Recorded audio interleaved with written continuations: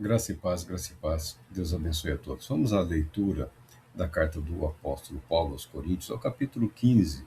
Nós já lemos aí do 12 ao 20, aproximadamente. Agora o texto sugerido vai do 19 ao 28.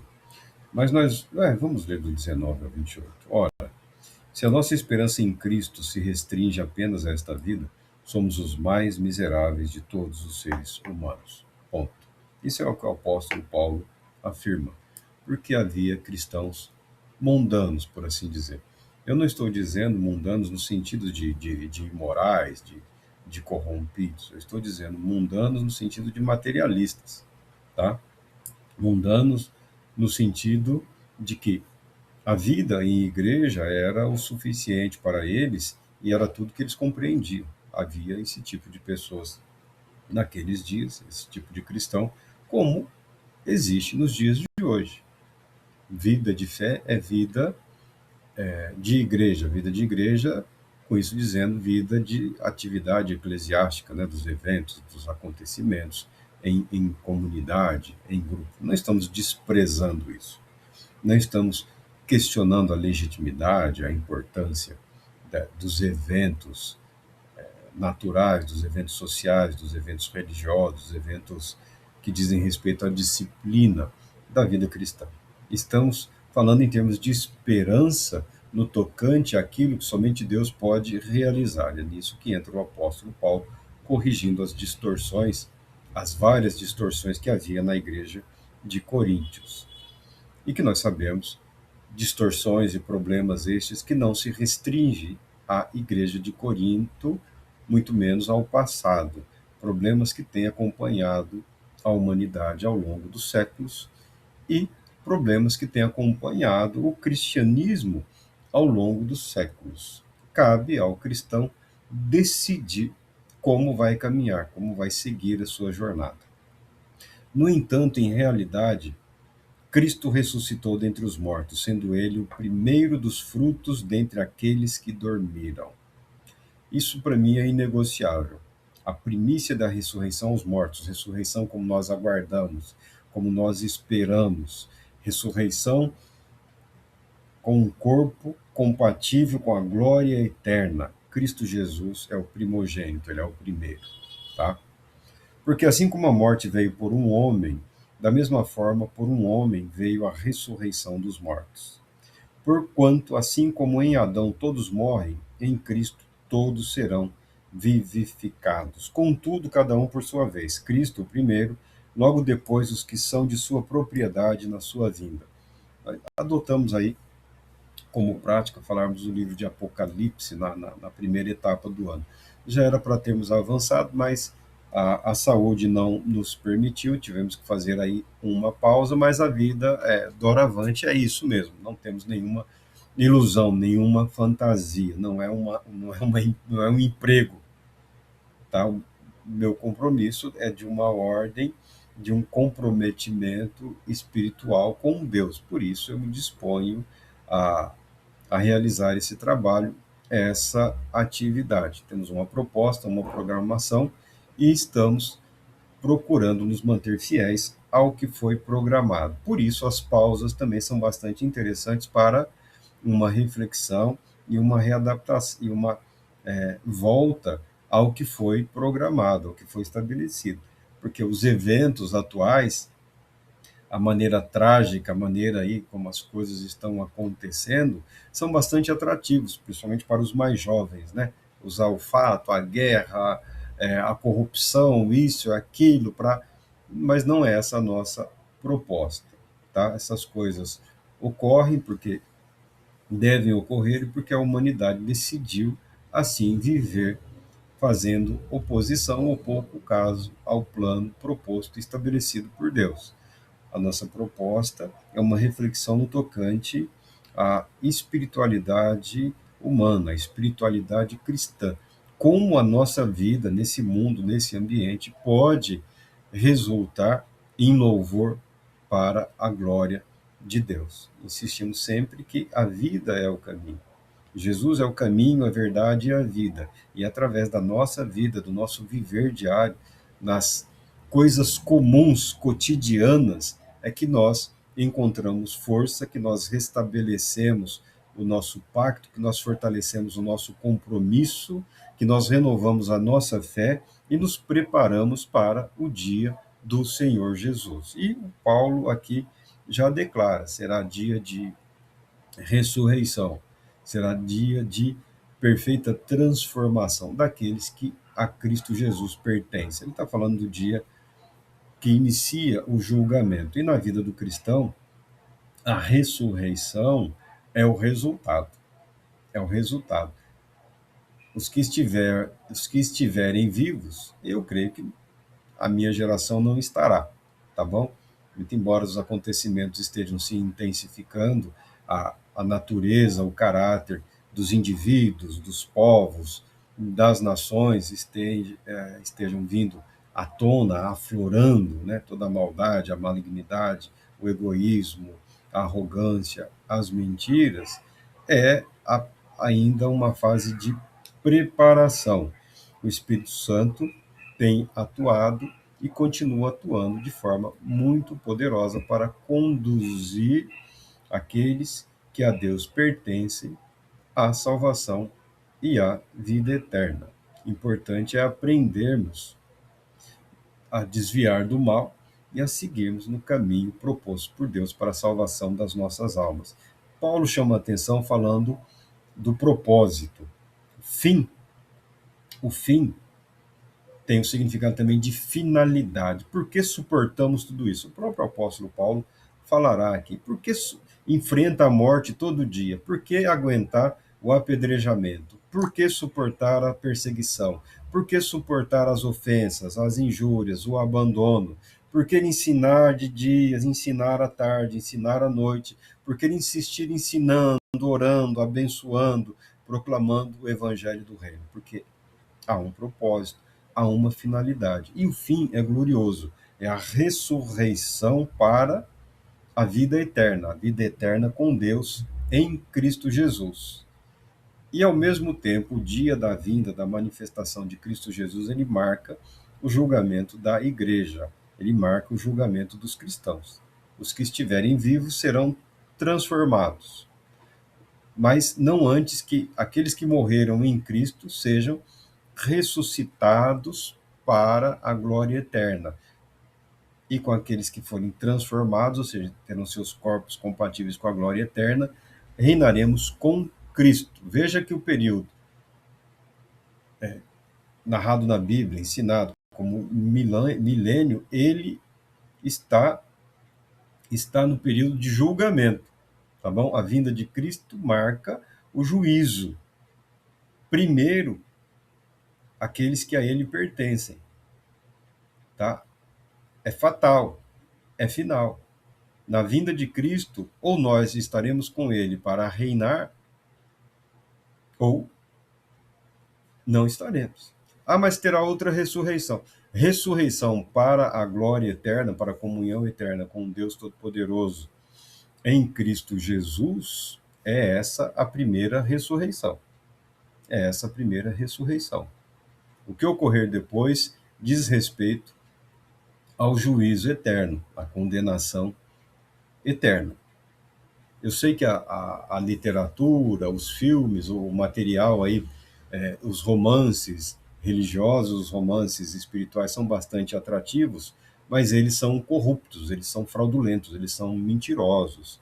Eles servem para criar aí um caráter frágil, uma perspectiva hipócrita e cínica em relação à vida cristã. A vida cristã, ela tem um propósito, ela tem um alvo, ela tem um objetivo. E esse objetivo é a glória eterna. É algo que somente Deus pode realizar por nós. Não é algo que nós possamos fazer por nós mesmos. É o que a Bíblia ensina. Então, o aspecto de mundanismo aqui, não vamos entrar nem nas questões da frágil moralidade da igreja de Corinto aí. Não é essa a questão. É a limitação a essa vida. Se a nossa fé em Cristo Jesus diz respeito a essa vida exclusivamente, a essa existência ao que Deus pode ou não realizar em nós, através de nós ou por nós nessa vida, é algo desgraçadamente miserável e infeliz. Porque o que foi proposto por Deus vai muito além desta vida, nos conduz para a vida eterna. Isso não significa que estejamos negando as bênçãos de Deus já antecipadas para a nossa vida, para o nosso viver agora. Estamos dizendo que a salvação nos coloca numa jornada que resultará na glória eterna. E ele diz aqui: então virá o fim quando ele entregar o reino a Deus, o Pai, depois de ter destruído todo domínio, potestade e poder, porque é necessário que ele reine até que absolutamente todos os seus inimigos sejam prostrados debaixo dos seus pés. E o último inimigo que será destruído é a morte. Nós já falamos desse texto aqui, falaremos muitas vezes mais sobre esse texto, porque é um texto belíssimo. O apóstolo Paulo está aqui abrindo para a igreja de Corinto o seu conhecimento teológico, o seu conhecimento da revelação de Deus em Cristo Jesus. Jesus é tudo para o apóstolo Paulo. Jesus é a vida, Jesus é a ressurreição, Jesus é o ar que ele respira, Jesus é o alimento que o sustenta. A esperança dele é Jesus, a fé é Jesus, a ambição é Jesus, o sonho é Jesus, o compromisso é Jesus, o enfrentar a morte, o enfrentar o mundo, o enfrentar o maligno é por Jesus, é em Jesus, é para a glória de Deus em Cristo Jesus. Ninguém está sendo chamado para esse nível de intensidade, como foi na vida do apóstolo Paulo, mas guardadas as devidas proporções, todos os cristãos, todos aqueles que pertencem a Deus, enfrentam lá os seus desafios, ainda que muitos não tenham o conhecimento de todo o livramento que Deus tem realizado nas suas vidas. Se você pegar aqui o apóstolo Paulo, quando fala aqui, ó, então virá o fim quando ele entregar o reino a Deus Pai, depois de ter destruído todo domínio, potestade e poder. Domínio, potestade e poder são seres espirituais, são entes espirituais. Você pode chamar de anjos, você pode chamar de demônios, você pode chamar do que for. São seres que se manifestam muito, não posso falar muito poderosos, porque todo poderoso é Deus, mas em relação ao ser humano, eles são muito poderosos.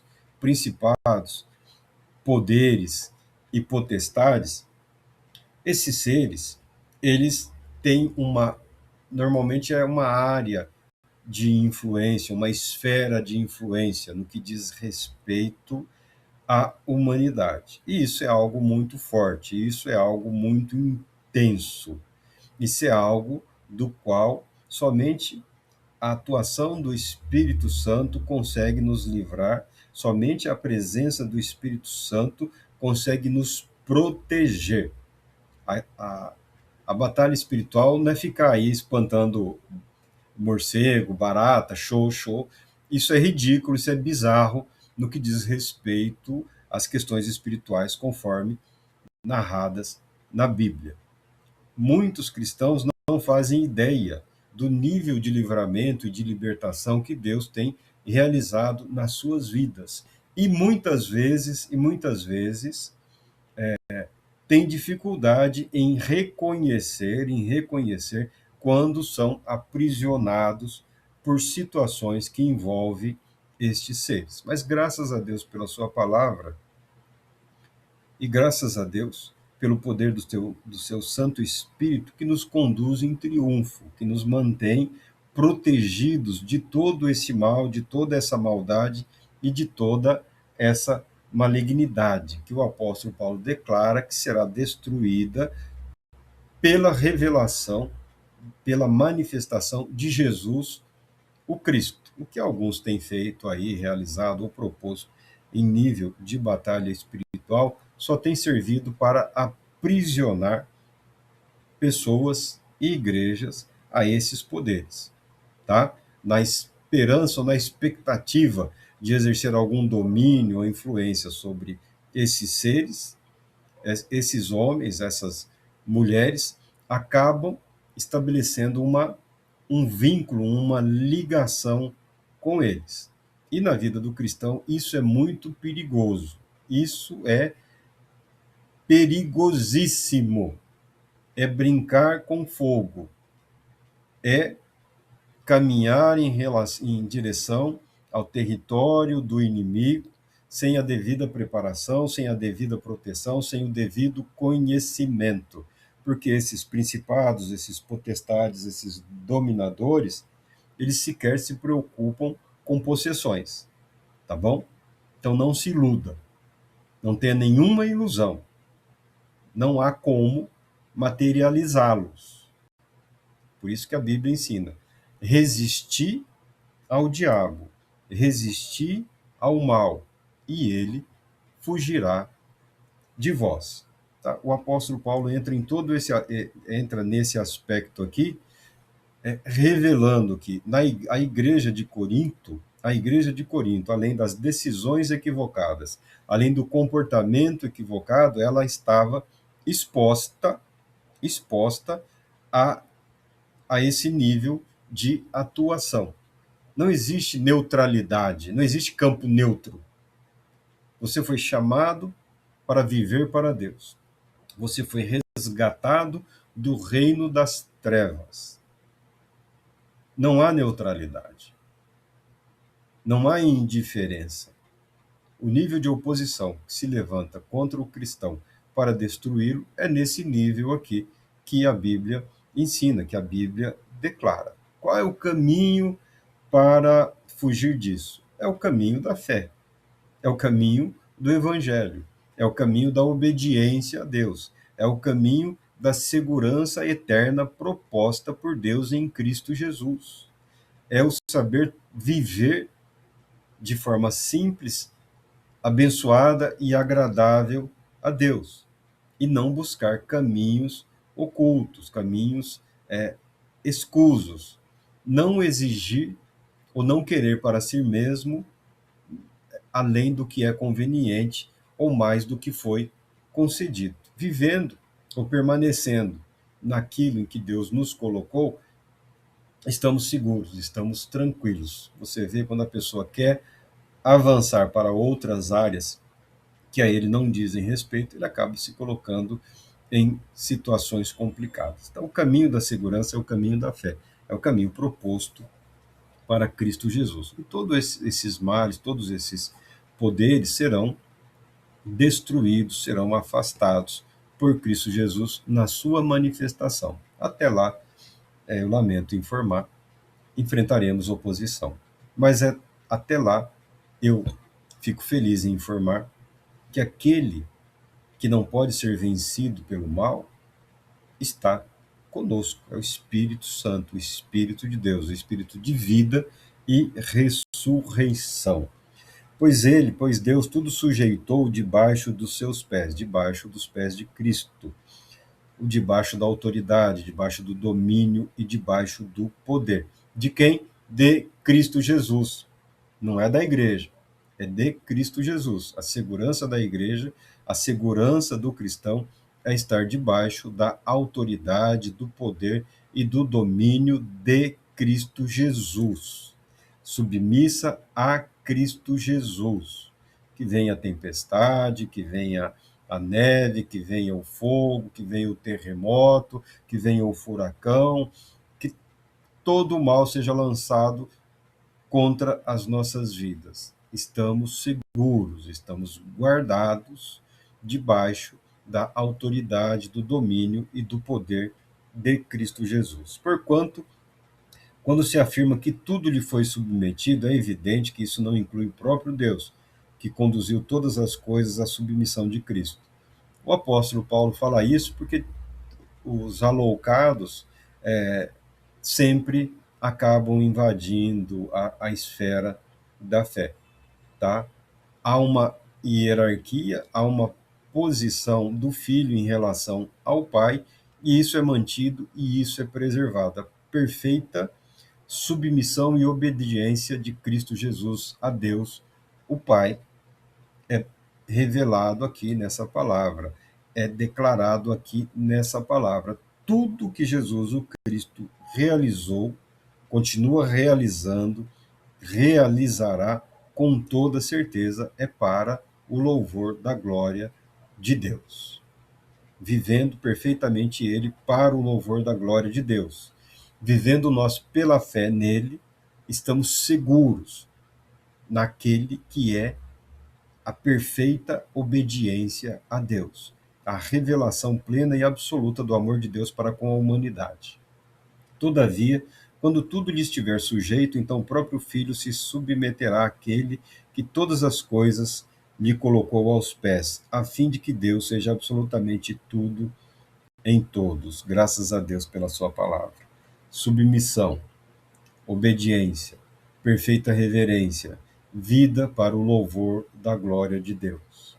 Isenção de egoísmo, abandono de arrogância, de pretensão, nunca priorizando a própria vontade. De forma perfeita e absoluta, nós temos isso única e exclusivamente na pessoa bendita de Jesus, o Cristo. Quando o cristão vê a si mesmo como um agente paralelo disso, ele está ali se apartando um pouquinho do caminho. A nossa segurança eterna diz respeito à perfeição da graça de Deus em Cristo Jesus. As perfeições de Cristo, a segurança eterna do cristão é garantida por Jesus o Cristo, aquele que é perfeito, aquele que é obediente a Deus, aquele que veio ao mundo para fazer a vontade de Deus, para cumprir a vontade de Deus, para revelar o plano seguro de Deus para a salvação eterna da humanidade. É sobre isso aí quando o apóstolo Paulo começa a falar sobre a ressurreição para a glória eterna, sobre o julgamento do cristão, que ele evidencia, que ele deixa à tona. A igreja, o cristão, se não tomar cuidado, ele pode cair nesse nível de influência aqui espiritual que a igreja de Corinto caiu por algum tempo, por algum período. Mas Deus enviou socorro, a esperança, a esperança. A esperança, ela é encontrada no caminho da salvação. É o retornar, é o arrepender-se, é o voltar-se para Deus, naquilo que Deus propôs como certo, como verdadeiro, como o único caminho para a salvação das nossas almas. Cristo Jesus, o nosso Senhor. Deus Todo-Poderoso te abençoe, te proteja, te conceda a paz. Muita paz.